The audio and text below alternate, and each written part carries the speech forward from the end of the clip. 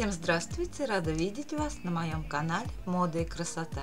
Аптечная мазь вместо ботокса. Омолаживающий эффект за 7-14 дней. Речь пойдет о ретиноевой мази. Как утверждают косметологи, ретинол назван главным ингредиентом омолаживающей косметики. Его действие сопоставимо с процедурами мезотерапии и инъекциями ботокса. Если вам нужно обновить кожу, разгладить морщины и стереть пигментные пятна, лучшего помощника не найти, в особенности за такую символическую цену. Как применять? Наносите мазь на кожу лица один раз в день.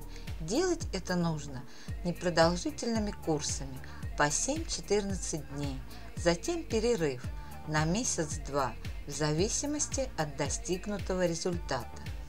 Обратите внимание, что пользоваться мазью на основе ретинола лучше в холодное время года, поскольку она повышает чувствительность кожи к ультрафиолету.